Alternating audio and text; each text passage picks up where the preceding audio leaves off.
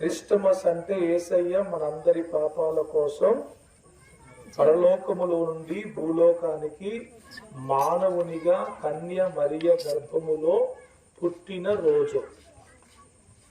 ఏ పురుషుని ప్రమేయము లేకుండా దేవుని ఆత్మ వలన కన్య అయిన మరియ గర్భవతి అయింది. చరిత్రలో అట్లాంటిది ఎప్పుడూ జరగలేదు, ఇంకెప్పుడు కూడా జరగదు. హల్లెలూయా. ఏంటది? ఏ పురుషుని ప్రమేయము లేకుండా ఒక కన్యక గర్భాన్ని ధరించడం. పరిశుద్ధాత్మ వలన కన్య మరియ గర్భాన్ని ధరించింది. అమ్మా, అందరు నా వైపు చూడాలి, నా వైపు చూస్తూ వినండి. కన్య మరియ పరిశుద్ధాత్మ వలన గర్భాన్ని ధరించి కుమారుణ్ణి కనడం క్రిస్టమస్. గుడ్ ఫ్రైడే అంటే ఏంటి? గుడ్ ఫ్రైడే అంటే యేసు ప్రభు వారు మానవులందరి పాపాల కోసం సిలువ వేయబడిన రోజు. యేసయ్య ఏ తప్పు చేయలేదు, యేసయ్య ఏ పాపము చేయలేదు. యేసయ్య ఏ తప్పు చేయకపోయినా, ఏ పాపము చేయకపోయినా ఆయన మానవులందరూ చేసిన పాపముల కొరకు. ఎవరు? ఆ జాతి ఈ జాతి అని ఏం లేదు, ఆ ఊరు ఈ ఊరు అని ఏం లేదు, ఆ దేశం ఈ దేశం అని ఏం లేదు, చిన్న పెద్ద అనేం లేదు, ఉన్నోళ్ళు లేనోళ్ళు అనేమి లేదు, ఆ అందరూ నల్లోళ్ళు తెల్లోళ్ళు అనేం లేదు. మానవులందరి పాపముల కొరకు ఆయన కలువరి సిలువలో మరణించారు. నీ కోసం నా కోసం కూడా యేసయ్య మరణించారు. మన కోసం యేసయ్య మరణించారు. మన పాపాలకు శిక్ష ఆయన అనుభవించాడు. మన తప్పులు ఆయన మీద వేసుకున్నాడు, మన అపరాధములు ఆయన మీద వేసుకున్నాడు. ఆయన మనందరి పాపముల కొరకు చనిపోయారు. ఎలా చనిపోయారో తెలుసా అమ్మా? ఆయన గెస్తమనే అనే తోటలో ప్రార్థన చేసుకుంటా ఉంటే రాత్రి పూట ఆయన గెస్తమనే అనే తోటలో ప్రార్థన చేసుకుంటా ఉంటే కొద్దిమంది గుదియలతో కత్తులతో వచ్చి యేసయ్యను బంధించారు. బాగా వినాలమ్మా. బంధించి యేసయ్యను ఈడ్చుకొని వెళ్ళారు. ఈడ్చుకొని వెళ్ళి ఆయన్ని 39 కొరడా దెబ్బలు కొట్టారు. ఎన్ని? 1 కాదు, 2 కాదు. కొరడాలంటే చాలా భయంకరంగా ఉంటాయి. అటువంటివి 39 కొరడా దెబ్బలు కొడితే శరీరములో మొత్తం రక్తపు ముద్దయిపోయింది. శరీరం మొత్తం ఎక్కడికక్కడ కొరడాలు ఏం చేసినాయి అంటే యేసయ్య శరీరాన్ని చీల్చివేసినాయి. దెబ్బ లేని స్థలం అంటూ యేసయ్య దేహం మీద ఎక్కడ లేదు. ఘోరంగా కొట్టారు. తర్వాత ఆయన వస్త్రాలను తీసివేశారు. ఒక భయంకరమైన ముళ్ళు, సరకారు ముళ్ళు అంటారు కదా, వాటికంటే ఇంకా బలమైన ముళ్ళతో ఒక కిరీటం చేశారు. ముళ్ళతో కిరీటం చేసి ఆ కిరీటాన్ని యేసయ్య తలకి పెట్టి కొట్టారు. ఇట్లా ఆ ముళ్ళన్నీ యేసయ్య తలలోకి దూరిపోయాయి. శరీరం అంతా రక్తం, తల నుంచి కూడా రక్తం. దాదాపు 250 కేజీల బరువున్న సిలువను, పచ్చి మ్రానును ఆయనపై మోపారు. ఎలా ఉంటుందండి? అప్పటికే ఈడ్చుకొని వచ్చారు, అప్పటికే 39 కొరడా దెబ్బలు కొట్టారు, అప్పటికే ఆయన తలకు ముళ్ళ కిరీటం పెట్టారు. ఓపికంటుందా? ఎన్ని కేజీలు? సుమారుగా 250 కేజీల బరువు మాత్రం. ఒక 50 కేజీలు మోయటమే ఎక్కువ, 70 కేజీలు మోయటమే ఎక్కువ. 250 కేజీలు బరువు పచ్చి మ్రాను. ఇట్లా ఒక నిలువ ఒక కర్ర, అడ్డు ఒక కర్ర, దదే సిలువ ఆయన మీద మోసుకుంటూ గొల్గొతా కొండను ఎక్కమన్నారు. మామూలుగా రోడ్ల మీద నడవడమే చాలా కష్టం, అట్లాంటిది ఎక్కడికి పంపించారమ్మా? గొల్గొతా కొండ మీదికి పంపించారు. మోయలేక ఆయన మోసుకుంటూ గొల్గొతా కొండ మీదికి వెళ్ళాడు. అంతటితో అయిపోయిందా? అక్కడ ఆయన్ని సిలువ వేశారు. అమ్మా, ఆ సిలువను నిలబెట్టి ఆ సిలువ మీదకి ఆయన ఎక్కించి ఈ చేతికి ఒక మేకు, ఈ చేతికి ఒక మేకు కొట్టారు. తర్వాత 2 కాళ్ళు కలిపిట్లా ఒక మేకు కొట్టారు. ఇప్పుడు ఆకాశానికి భూమికి మధ్యలో యేసయ్య ఇలా వ్రేలాడుతూ ఉన్నాడు. రక్తమంతా కారిపోతా ఉంది. వింటున్నారా? రక్తమంతా కారిపోతా ఉంది. అక్కడ కొద్ది మంది ఉండి ఏమంటున్నారు తెలుసా? కొద్ది మంది ఉండి, నువ్వు దేవుని కుమారునివైతే సిలువ దిగిరా అంటున్నారు. ఏళన చేస్తున్నారు, అపహాస్యం చేస్తున్నారు, పరిహాసం చేస్తున్నారు. యేసయ్యతో పాటు ఇటొకాయన్ని 2 దొంగల్ని సిలువేశారు. యేసయ్య మధ్యలో ఉన్నాడు. ఇటుపక్క ఒక దొంగ, ఇటుపక్క ఒక దొంగ. ఒక దొంగ ఏమంటున్నాడో తెలుసా? నువ్వు దేవుని కుమారునివైతే నిన్ను నువ్వు రక్షించుకో, మమ్మల్ని కూడా రక్షించు అని ఆయన్ని హేళన చేస్తున్నాడు. కిందున్న వాళ్ళు హేళన చేస్తున్నారు, పక్కనున్న ఆయన హేళన చేస్తున్నాడు. వాళ్ళందరినీ చూసి యేసు ప్రభు సిలువెక్కిన తర్వాత పలికిన మొట్టమొదటి మాట ఏంటి తెలుసా? తండ్రి, వీరేమి చేయుచున్నారో వీరికి తెలియదు గనక వీరిని క్షమించమని యేసయ్య పలికాడు. తన ప్రాణం తీస్తున్న వారిని క్షమించమని పలికిన గొప్ప దేవుడు ఆయన, మహానుభావుడు. మనమైతే క్షమిస్తామా? మనమైతే వదిలిపెడతామా? అరే తర్వాత అయినా నీ అంత చూస్తామని అంటాం మనం. కానీ యేసయ్య తనను చంపుతున్నా కూడా వాళ్ళని క్షమించమని ప్రార్థన చేశాడు. ఎంత మంచి దేవుడండి! ఆయన తప్పేం లేకపోయినా, ఆయన పాపమేం లేకపోయినా సిలువలో ఆయన మరణించారు. ఎవరి కోసం? నీ కోసం, నా కోసం, మన కోసం. ఈలోపు ఏమైంది తెలుసా? కొంత సమయానికి అరే ఈయన చచ్చిపోయిందో లేదో చూద్దాం రా అని ఒక సైనికుడు పెద్ద బరిస, తెలుసా మీకు? బరిస తీసుకుని యేసయ్య ప్రక్కలో కసుక్కున పొడిచాడు. అంటే చచ్చిపోయిందా బతుకున్నాడా అని తెలుసుకోవడానికి. ఆ బరిసతో యేసు ప్రభు ప్రక్కన కూర్చున్నప్పుడు నీళ్లు రక్తము వచ్చాయంట. నీళ్లు రక్తము వచ్చాయంట. ఆయన అంత హింస పెట్టబడుతూ, అంత బాధ పెట్టబడుతూ, అంత శ్రమ పెట్టబడుతూ కూడా ఆయన్ని శిక్షించే వారిని, ఆయన్ని చంపేవారిని క్షమించమని పలికిన దేవుడు ఆయన. హల్లెలూయా! అంత మంచి దేవుడు. ఆయన చనిపోయాడు అనుకున్నారు, సమాధి చేసేశారు. ఇక ఈయన పీడ విరగడైపోయిందిరా, మొన్నటిదాకా ఈయన గోల తట్టుకోలేకపోయామని చాలా మంది చచ్చిపోయాడులే మనకిక సంతోషం అనుకున్నారు. శుక్రవారం చనిపోయాడు, సమాధి చేయబడ్డాడు. శనివారం సమాధిలో ఉన్నాడు. ఆదివారం తెల్లవారు జామున సమాధిలో నుండి ఆయన బ్రతికి బయటికి వచ్చారు.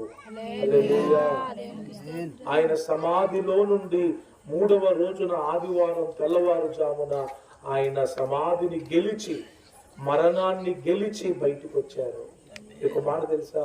మరణం అంటే అందరికీ భయం, అవునా కాదా? మరణం అంటే అందరికీ భయం.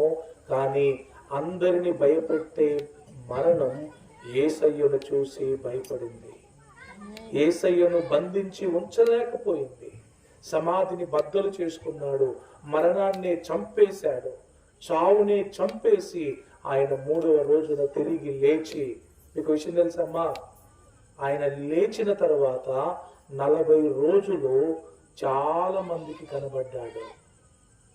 వెంటనే లేచి పరలోకం వెళ్ళిపోలా. ఆయన లేచి 40 రోజులు భూమి మీద ఉండి చాలా మందికి కనబడి నేను లేచాను అని తను తాను రుజువు చేసుకున్నాడు. ఇంకో విషయం తెలుసా, యేసయ్య చనిపోక ముందే ఆయన చెప్పాడు, నేను చనిపోతాను, సమాధి చేయబడతాను, 3వ రోజున తిరిగి లేస్తానని యేసయ్య చనిపోక ముందే చెప్పాడు. ఆయన ఏదైతే చెప్పాడో చెప్పిన దాన్ని ఆయన చేశాడు. అంత గొప్ప దేవుడు ఆయన. హల్లెలూయా, ప్రైజ్ ది లార్డ్. దేవుని బిడ్డలారా, యేసు ప్రభు చెప్పింది చేశాడు ఆయన, తిరిగి లేచాడు ఆయన. తోమా అనే ఒక ఆయనకి డౌట్ వచ్చింది. యేసయ్యకి 12 మంది శిష్యులైతే ఒక ఆయన ఇస్కరియోతు యూదా యేసయ్యను అప్పగించేశాడు. 11 మంది ఉంటారు కదా. యేసు ప్రభు లేచిన తర్వాత తన శిష్యుల దగ్గరికి వస్తే 10 మందే ఉన్నారు. ఈ తోమా అనే ఆయన లేడు, ఎటు బయటికి వెళ్ళాడు. వీళ్ళకి కనబడ్డాడు, 10 మందితో మాట్లాడాడు, నేను లేచిందని చెప్పాడు, అంత బాగానే ఉంది. యేసుప్రభు వెళ్ళిపోయాడు. యేసుప్రభు వెళ్ళిపోయిన తర్వాత ఈ తోమా బయటికి పోయినోడు మళ్ళీ ఇక్కడికి వచ్చాడు. వస్తే ఈ 10 మంది ఏం చెప్పారు తెలుసా, అరే యేసయ్య మరణించి తిరిగి లేచాడురా, మా దగ్గరకు వచ్చాడు, మేము చూసామని వీళ్ళు ఆనందపడతా ఉంటే ఆయన ఏమన్నాడు తెలుసా, నేను ఆయన గాయాల్లో వేలు పెట్టి చూస్తేనే నమ్ముతా, లేకపోతే నేను నమ్మను అన్నాడు. ఈ మాట యేసయ్యకి తెలిసింది. వెంటనే 2వసారి మళ్ళా ఆయన తోమా అని ఆయన ఉన్నప్పుడు వాళ్ళ మధ్యలోకి వచ్చి కనబడ్డాడు. అప్పుడు తోమాని దేవుడు పిలిచాడు, తోమా దగ్గర్రా అంటే తోమా దగ్గరికి వచ్చాడు. నీకు అనుమానం ఉంది కదా, ఇదిగో నా చేతికి మేకు కొట్టారు కదా, ఆ గాయం ఇంకా ఉంది, ఇదిగో నీ వేలు ఇడితే అని ఆ వేలు నా గాయంలో పెట్టి చూసి అప్పుడు తోమా నమ్మాడు. అర్థమైందా? కొంతమంది అంతే, యేసయ్య నాకు కనబడితే నమ్ముతా, యేసయ్య నాకు మేలు చేస్తే నమ్ముతా, యేసయ్య నాకు పిల్లల్ని ఇస్తే నమ్ముతా, యేసయ్య నాకు ఉద్యోగం ఇస్తే నమ్ముతా. వాళ్ళకి ఏదన్నా యేసయ్యని నమ్మడానికి ఏం కావాలా? ఒక రుజువు కావాలా, ఒక ఆధారం కావాలా, ఒక కార్యం కావాలా. కానీ యేసు ప్రభు ఆ తోమాను చూసి ఏమన్నాడు తెలుసా, తోమా నువ్వు చూసి నమ్మావు, కానీ చూడకుండా నమ్మిన వారే ధన్యులు అని చెప్పాడు. ఇప్పుడు మీరు ఎంత ధన్యులు తెలుసా? యేసయ్యను చూసారా మీరు? అమ్మా, యేసయ్య కనబడ్డాడా మీకు ఎప్పుడైనా? కానీ యేసయ్య నమ్మారా లేదా? తోమా కంటే మనం ధన్యులు.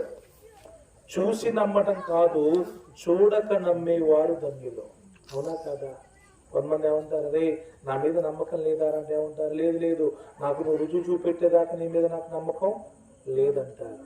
కానీ యేసయ్యను మనము చూడకుండానే నమ్ముతున్నామంటే మనము చాలా ధన్యులం. ఆ తోమా అనేట ఆయన ఆ గాయాల్లో వేలు పెట్టి చూసి నమ్మి కొంతకాలానికి మన భారతదేశానికి యేసయ్య గురించి చెప్పడానికి వచ్చాడు.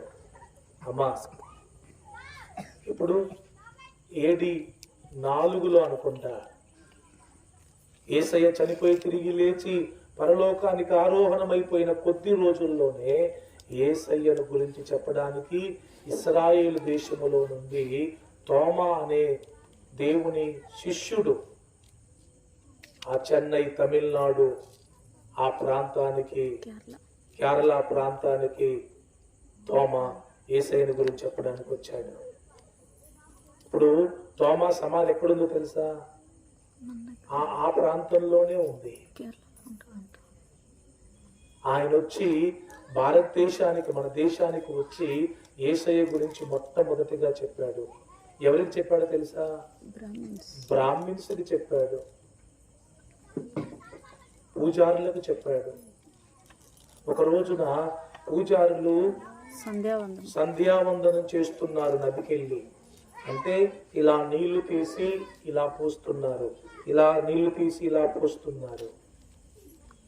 ఆయన వెళ్ళి అడిగారు, మీరు ఏం చేస్తున్నారంటే సంధ్యావందనం చేస్తున్నారని చెప్పారు వాళ్ళు. అంటే ఏంటి అని అడిగితే, ఈ నీళ్ళని ఎందుకు ఇట్లా పోస్తున్నారని అడిగితే, పాతాళములో ఉన్న మా పితరులు, మా తాతయ్యలు, వాళ్ళ తాతలు చనిపోయి పాతాళంలో ఉన్నారు కదా, వాళ్ళకి దాహం అవుతా ఉంటది, అందుకే మేము ఇక్కడ నుంచి నీళ్లు పోతున్నాం వాళ్ళకని చెప్పారంట. ఆయన అన్నాడంట, ఇక్కడ నుంచి పోతే అక్కడెట్లా వాళ్ళకి గొంతు దడిసిద్దయ్యా అంటే అది అంతే అన్నారంట. అప్పుడు తోమా ఏమన్నాడో తెలుసా? అది సరైనది కాదు, యేసయ్యే నిజమైన దేవుడు, ఆయన యందు విశ్వాసం ఉంచితే మీ పాపాలు క్షమించబడతాయి, మీకు రక్షణ వచ్చింది, మీకు మోక్షం కలుగుద్దని చెప్పాడంట. చెప్పనే నమ్ముతారా? నమ్మరుగా. అప్పుడు ఆయన ఏం చేశాడు తెలుసా? వీళ్ళు ఇలా నీళ్లు అలా పోస్తా ఉంటే ప్రార్థన చేశాడంట, ప్రభువా ఆ నీళ్లు గాల్లో ఆగాలని. ఎవరు? తోమా. ఎప్పుడైతే నీళ్ళు ఇట్లా తీసి ఇట్లా పోస్తున్నారు, మళ్ళీ నీళ్ళలో పడాలి కదా, ఆయన ప్రార్థన చేస్తే ఆ నీళ్లు గాల్లో ఆగినాయంట. ఆగుతాయా గాల్లో? దేవుడు చేసిన గొప్ప కార్యం. ఇలా నీళ్లు తీసి అలా పోస్తా ఉంటే ఆ గాల్లో నీళ్ళు ఆగితే అది చూసి ఆ బ్రాహ్మణ్స్ యేసు ప్రభువుని నమ్ముకున్నారంట. దేవుని బిడ్డలారా, మనం అనుకుంటున్నంత చీప్ గాడు కాదు ఆయన, అంత తక్కువ దేవుడు కాదండి. మనం అనుకుంటున్నంత ఆశామాష అల్లా తప్ప దేవుడు యేసు ప్రభు కాదు. నిజమైన దేవుడు, లోక రక్షకుడు, సర్వ సృష్టిని కలగ చేసిన వాడు, ఆకాశమును, భూమిని, సముద్రములను, నక్షత్రములను, సూర్య చంద్రులను కలగ చేసిన వాడు యేసు ప్రభువారు. హల్లెలూయా. ఇది మనం తెలుసుకోవాలి, ఇది మనము నమ్మాలి, ఇది మనము విశ్వసించాలి. ఇది నమ్మిన వారికి రక్షణ కలుగుతుంది, మోక్షం కలుగుతుంది, మనశ్శాంతి కలుగుతుంది, స్వస్థత కలుగుతుంది. యేసు ప్రభువు చెప్పిన మాట ఒకటే, నా యందు విశ్వాసం ఉంచండి. ఎవరైతే నా యందు విశ్వాసం ఉంచుతారో వారిని నేను రక్షిస్తానని చెప్పారు, వారిని నా బిడ్డలుగా నేను చేసుకుంటానని ప్రభువు చెప్పారు. ఆయన మన కోసమే పుట్టాడని, మన కోసమే చనిపోయాడని, మన కోసమే తిరిగి లేచాడని ఎవరైతే నమ్ముతారో వారిని దేవుడు క్షమించి రక్షించి భూమి మీద ఉన్నప్పుడు మనశ్శాంతినిచ్చి చనిపోయిన తర్వాత నిత్య జీవాన్ని ఇస్తారు. చూడండి, ఎవరైనా చనిపోతే మీరు ఎప్పుడన్నా దినాలకు వెళ్ళారా? వెళ్తూనే ఉంటారుగా, వెళ్ళకుండా ఎట్లుంటారు? వెళ్తారు కదమ్మా. వెళ్ళినప్పుడు ఫోటో పెడతారు, తెలుసా మీకు? ఫ్లెక్సీ కానీ ఫోటో కానీ చచ్చిపోయిన వాళ్ళే పెడతారు. అక్కడ ఏముంటుందంటే ఆ ఫోటో కింద జననం అని ఒక డేట్ ఉంటుంది, అంటే పుట్టినరోజు, మరణం అని ఒక డేట్ ఉంటుంది, అంటే చచ్చిపోయిన రోజు. ఉంటాయా ఉండవా? 2 డేట్లు ఉంటాయి. కానీ యేసు ప్రభుకి జననం ఒక్క డేటే ఉంది, మరణం డేట్ కూడా ఉంది. కానీ 3వ డేట్ ఏంటి తెలుసా? ఆయన తిరిగి లేచిన రోజు కూడా ఉంది, పునరుద్ధానపు దినం, ద డే ఆఫ్ రిజరెక్షన్ అంటారు. ఈ 3వది ఎవరికి ఉండదు. ఒకవేళ 3వది ఉంటే మనకేముంటుంది తెలుసా? పుట్టినరోజు, పెళ్లి రోజు, పుట్టినరోజు, పెళ్లి రోజు, చచ్చిపోయిన రోజే ఉంటాయి, అంతేనా? కానీ యేసయ్యకి పుట్టినరోజు, చనిపోయిన రోజు, తిరిగి లేచిన రోజు ఉంది. అంటే యేసు ప్రభువు లాగా చనిపోయి తిరిగి లేచిన వారు ఇప్పటి వరకు భూలోకములో ఎవ్వరూ లేరు. అంత గొప్ప దేవుడు ఆయన. ఎవరైనా పుడతారు, ఎవరైనా చనిపోతారు. పుట్టడంలో చనిపోవడంలో పెద్ద విషయం ఏముంది? పుట్టిన వారు గిట్టక తప్పదంటారుగా. ఏదో ఒక రోజున పోవాల్సిందేగా. ఏడు ఉండడానికి వచ్చారేంటి మీరు? కన్నాయి కూడా విడిచిపెట్టరా? కొంతమంది విడిచిపెట్టలేండి, దెయ్యాలయ్యారండి, దెయ్యాలై మా కొంప చుట్టే తిరుగుతున్నారంటారు. ఉండడానికి లేదు, పోవడానికే వచ్చా. ఎంతకాలం బతికినా ఒక రోజున పోవాల్సిందే. కానీ యేసు ప్రభు జీవితంలో తిరిగి లేచిన రోజు అనేది ఉన్నది. హల్లెలూయా. ఆయన నమ్మిన వారిని ఆయన మరలా వచ్చినప్పుడు, ఇప్పుడు యేసయ్య చనిపోయి తిరిగి లేచి పరలోకానికి వెళ్ళిపోయారు. మరలా త్వరలో ఆయన నమ్మిన వారిని తీసుకొని వెళ్ళడానికి రాబోతున్నారు. ఫస్ట్ రాకడ అయిపోయింది యేసయ్యది, రెండవ రాకడ ఉంది. ఫస్ట్ రాకడలో గొర్రె పిల్లగా వచ్చాడు, ఇప్పుడు రెండవ రాకడలో కొదమ సింహంలాగా వస్తాడు. ఆయన రెండవసారి త్వరలో రాబోతున్నారు. ఆయన వచ్చినప్పుడు ఎవరైతే ఆయన యందు విశ్వాసం ఉంచి బాప్తిస్మం తీసుకొని బల్లలో చేయి వేస్తూ ఆయన ఆరాధిస్తూ పరిశుద్ధంగా ఎవరైతే ప్రభు కృపను బట్టి బ్రతుకుతూ ఉంటారో వారిని దేవుడు తన యొద్దకు తీసుకొని వెళ్ళిపోతాడు. ఈ శరీరానికి మరణం ఉంది కానీ లోపటున్న ఆత్మకు మరణం లేదు. యేసు ప్రభు ఎందుకు ఈ లోకానికి వచ్చి చనిపోయి తిరిగి లేచాడంటే మానవులు ఎవ్వరూ కూడా నరకానికి వెళ్ళకూడదని, మానవుల ఆత్మ ఏ ఒక్కరిది నరకానికి వెళ్ళకూడదని ఆయన మన కోసం చనిపోయి తిరిగి లేచాడు. యేసయ్య రక్తమే మన పాపాలను కడిగేది. యేసయ్య రక్తమే మనల్ని పరిశుద్ధులుగా చేసేది. యేసయ్య రక్తము చాలా చాలా పవర్ఫుల్, తెలుసా? ఏ రక్తం? అందుకే ఏప్రిల్ రాసిన పత్రికలో ఉంటది, మేకల రక్తము వలన కోళ్ళ రక్తము వలన మనుషుల పాపాలకు విమోచన కలగదు గాని యేసు రక్తము వలననే మన పాపాలకు విమోచన కలుగుతుంది. యేసయ్య మనల్ని ఎంత ప్రేమించాడో తెలుసా అమ్మా? తన ప్రాణం కంటే ఎక్కువగా యేసయ్య మనల్ని ప్రేమించాడు. మనం ఎవరినైనా ఎంతవరకు ప్రేమిస్తాం? ఎవరినైనా మనం ఎంతవరకు ప్రేమిస్తామంటే ఎంతైనా సహాయం చేస్తాం కానీ నా కోసం నువ్వు చచ్చిపోతావా అంటే ఏమంటావు? నీ సావు నువ్వే సావు, నేను మాత్రం నీ కోసం చనిపోను అంటావు. ఆడ భర్తే కానీ భార్యే కానీ పిల్లలే కానీ ఎవరైనా కానీ చచ్చిపోయేంత ప్రేమ ఉంటుందా? చంపేంత ప్రేమ ఉంటుంది. మనకు చంపేంత ప్రేమే, చచ్చిపోయేంత ప్రేమ లేదు. కానీ యేసయ్యలో ఉన్న గొప్ప ప్రేమ ఏంటంటే మన కోసం తన ప్రాణాన్ని పెట్టగలిగే అంత ప్రేమ యేసయ్యకి ఉంది. అందుకే ఆయన మనందరి కోసం ప్రాణాన్ని పెట్టాడు. కష్టంగా పెట్టలా, ఇష్టపడి ప్రాణం పెట్టాడు యేసయ్య. యేసయ్యను ఎవరో బలవంతంగా పట్టుకొని పోలేదు. ఆయన ముందే చెప్పాడు, నన్ను నేను చనిపోవడానికే ఈ లోకానికి నేను వచ్చాను. బందిపోటు దొంగ మీదకి వచ్చినట్లుగా నా మీదికి కత్తులు గురియలు పట్టుకొని వచ్చారేంటి? నేను మీ మధ్యలోనేగా రోజు తిరిగేది, అప్పుడు పట్టుకుంటే అయిపోయేది కదా అని అన్నాడు. పిలాతుతో యేసయ్య అంటాడు, నా ప్రాణము నేనే పెట్టుచున్నాను, నా ప్రాణం పెట్టే అధికారము నాకుంది, నా ప్రాణం మరలా తిరిగి తీసుకునే అధికారము నాకు ఉంది అన్నాడు. హల్లెలూయా. ఈ మనుషులందరూ అనుకున్నారు యేసయ్యని చంపేస్తున్నామని. అసలు ఆయన వచ్చిందే చనిపోవడానికి, తప్పించుకోవడానికి. యేసయ్యకి ఎన్నో మార్గాలు ఉన్నా కూడా ఆయన తప్పించుకోలేదు. ఒకసారి యేసు ప్రభువుని చూసి యేసు ప్రభు ప్రియ శిష్యుడైన పేతురు అన్నాడు, ఈ సిలువ నీకు దూరమగును గాక అన్నాడు. యేసయ్య ఏమన్నాడు తెలుసా? పేతురుని చూసి, సైతానా సాతానా నా వెనకకు పో అన్నాడు. అంటే ఏంటి? యేసయ్యకి మరణం దూరం కావాలి, సిలువ దూరం కావాలని అంటే యేసయ్యకి అది ఇష్టము లేదు. కాబట్టి దేవుని బిడ్డలారా, ఈ రాత్రి మీరందరూ ప్రభువైన యేసు మన కోసం కలువరి సిలువలో చేసిన త్యాగాన్ని మనం మర్చిపోవచ్చా? ఆయన మన కొరకు పడిన బాధలు, ఆయన మన కొరకు పడిన కష్టాలు, ఆయన మన కొరకు కార్చిన రక్తం, ఆయన మన కొరకు శ్రమ పడిన అదంతా కూడా మనం జ్ఞాపకం ఉంచుకోవాలి.